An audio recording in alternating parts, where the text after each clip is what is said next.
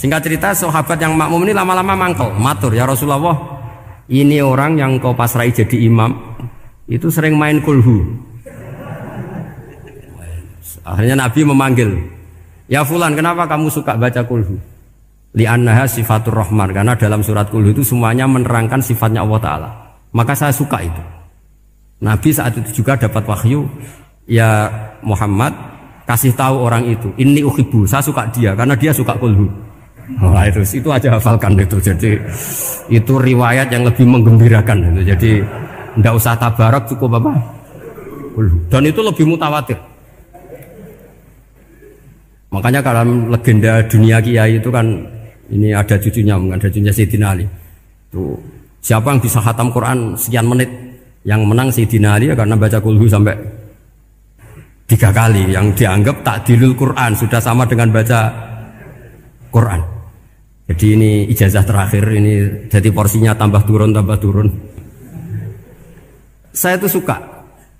Saya itu punya banyak penggemar lah di Jogja, di Jakarta. Memang agama ini harus mudah. Saya itu kalau baca kulhu itu sampai nangis.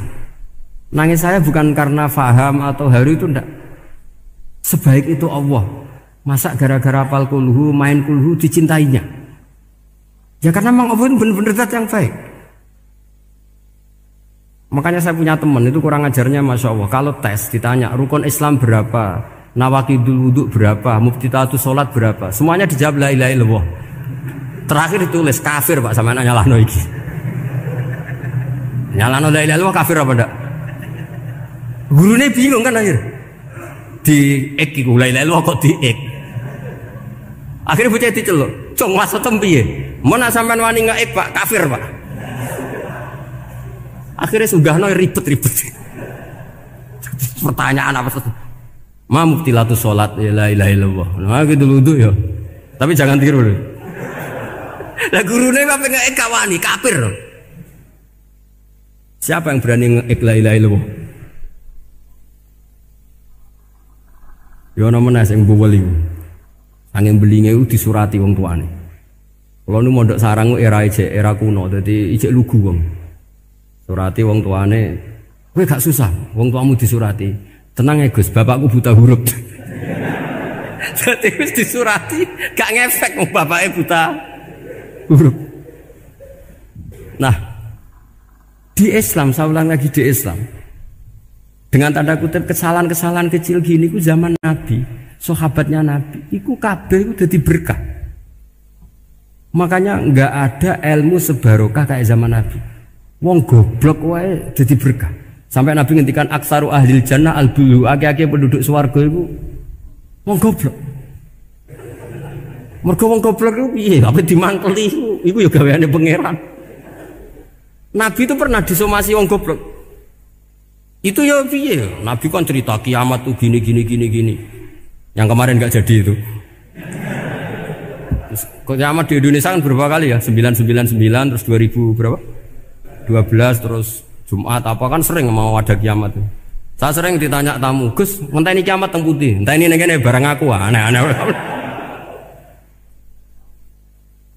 Mungkarwan layak alamuha illahu bakas. Nak misalnya tenan piye Gus? Ya tenan sing entek Gus se, anak aku gak. Wah sesuk tajak ngenteni kiamat ora sida kiamat. Aneh-aneh. Saya ulang lagi. Ketika Nabi cerita dasarnya kiamat itu sahabat itu enggak mikir. Padahal mereka orang-orang pinter. Si mikir wong desa, Mas. Ya Rasulullah mata sa'ah. Engkau itu cerita kiamat terus tapi enggak jelas tanggalnya. Lalu itu kapan? Wah, kaget sahabat. Oh, pinter juga. Kalau cerita itu ada tanggalnya dong. Ini kan cerita terus tapi enggak jelas tanggalnya. Apa diamuk wong desa? Ora diamuk mangkelno.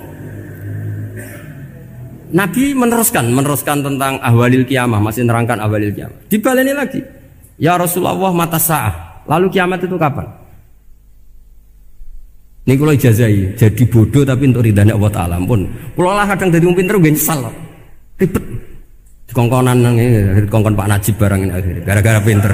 Padahal kok ya wong bodoh lah mlebu swarga, ribet kan? Direwangi dadi wong alim, sebelum kok wong bodohne ya melok mlebu swarga. Wong gelombang kedua itu pengumumannya siapa pencinta Nabi, pencinta wong alim masuk swarga. Yang pertama seleksinya agak ketat, yang kedua itu ya muhibbin mun cukup mun. Jadi sebenarnya swarga ya ketemu ngeras jelas-jelas nih. Wah repot ya. Akhirnya ketika Nabi gak jawab, sahabat itu banyak yang analisis kariha maqala, lam yasma, ada yang bilang lam yasma, memang Nabi tidak dengar. Ada yang analisis sami'a wa kariha maqala, sebenarnya Nabi itu dengar tapi gak suka karena pas khutbah diket, diinterupsi.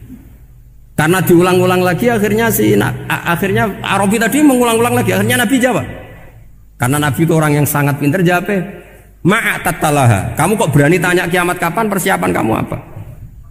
Fawawahi ma'atatulaha kabiro sholatin wala siyamin wala kata wa kata walakin ni uhibbuka, ya menang ya pede. Apa Nabi tanya persiapan saya? Oh kalau sholat saya biasa kok bangga. Wes wong desa biasa kok. Fawawahi ma'atatulaha kabiro sholatin, saya sholatnya biasa, puasa biasa, maksudnya wajib-wajib tok lah, ndak aneh-aneh. Tapi walakin ni uhibbuka, tapi saya ini mencintai engkau. Apa jawabannya Nabi? Almar'u ma'aman ahabba, dan itu melegenda seluruh dunia, baru kayak Bedui. Jadi semua orang yang hafal hadis almar'u ma'aman ahabba atau anta ma'aman ahbabta, itu barokatu hadal Badui, karena berkahnya orang Bedui. Dan hadis itu mutawatir karena dikatakan Nabi ketika khutbah, orangnya banyak yang hadir banyak. Barokahnya orang Bedui, gak disopan santun. Mukjizatnya Nabi seringnya gara-gara orang Bedui. Nabi khutbah, wis khutbah cerita akhirat, cerita kebaikan. Ya Rasulullah, kok khutbah mohon bakas akhirat kebaikan. Sekarang itu tidak ada hujan, halakatil amwal. Sekarang harta hilang semua. Hewan-hewan sudah mau mati semua karena apa? Kekeringan. Mohon jenengan rasa bakas niku, pun jaluk udan mawon. Nabi langsung Allahumma, wah langsung udan tumpurs. Nak jari ulama lah, Nabi berodok gelas putih udan seminggu, nganti akhirnya sapi ini gak mati krono kehausan tapi kelentir. Parani nek Nabi, ini ora ngrasa salah paren ya Rasulullah. Wong kula yo donga udan ben ra mati, saiki mati tenggelam. Mun lereni santai wae. Akhirnya Nabi itu nuruti meneh. Allahumma hawalena wala alina Allahumma alal akam wa dzirab terus. Di wong desa. Betapa barokahnya wong desa iki orang tahu. Betapa Rasulullah itu sekali ngendikan alam itu harus tunduk. Jadi min mu'jizati Rasulullah sallallahu alaihi wasallam itu sekali ngendikan alam itu harus ngikuti. Jadi Nabi misalnya ngendikan hujan, itu panitia hujan, malaikat hujan harus nuruti. Nabi ngendikan berhenti juga harus berhenti. Makanya enak jadi Nabi itu. Tapi kamu nggak mungkin, sudah tutup, sudah tidak mungkin. Makanya Nabi itu pernah minta dalam satu maidah, ya fulan saya ambilkan dirok. Dirok itu kaki kambing yang depan, diambilkan. Ambilkan lagi, diambilkan. Ambilkan lagi ya Rasulullah, bukankah kambing hanya punya dirok dua, kaki depan dua? Andaikan kamu bilang iya, maka akan selalu ada dirok selagi aku minta-minta. Karena alam ini akan mengikuti. Jadi Nabi misalnya mau dahar gitu ya, kok Nabi ngendikan ya Jabir, ini jangan kamu entas, yang entas harus saya. Ini cukup untuk makan orang banyak. Nabi sekali ngendikan cukup. Nasi ini punya konstitusi, harus cukup. Karena Nabi ngendikan cukup. Itu hebatnya Nabi. Beliau punya spesial. Alam ini harus nurut sama beliau. Makanya disebut wadhabu wal ghazala yasyadani laka birrisalah. Semuanya itu harus tunduk. Nah, akhirnya syafaat-syafaatnya Nabi itu gara-gara wong desa-desa. Saya itu pengagum wong bodoh ya, termasuk hadisul Arabi tadi. Ada orang desa tanya, ya Rasulullah nanti kalau saya mati itu yang ngisap siapa ya? Allah ya. Wah bagus lah, terus mulai. Barang mulai, abe guyu. Nabi piye karpe? Dipanggil lagi. Ya Arabi, kenapa kamu tertawa-tawa terus pulang? Ya bagus lah kalau yang ngisap Allah. Selama ini hubungan sama Allah saya baik-baik saja. Tapi Nabi muji faqhu hadzal Arabi, wis pinter becong. Terus pernah lagi ada orang Bedui tanya, hal yadhakur rabbu ya Rasulullah, apakah Tuhan itu pernah senyum, pernah tertawa? Naam. Kata Nabi, ya pernah. Lan na'dima min rabbin yadhaku khairan. Kalau Tuhan pernah senyum, pernah tertawa, wah orang kalau pernah tertawa itu pasti baik. Ya bagus lah, enggak apa-apa. Jadi makanya ini unik ya. Islam itu agama yang unik. Agama yang berkah, yang alimnya ya ketulungan, yang bodoh juga ketulungan. Karena memang agama ini untuk semua, lil alamin, untuk semua.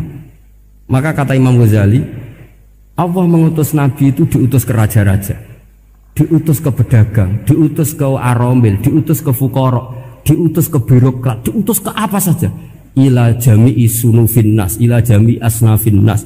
Bahwa semua yang mengapresiasi kenabiannya Nabi itu mulai raja, pedagang, PNS,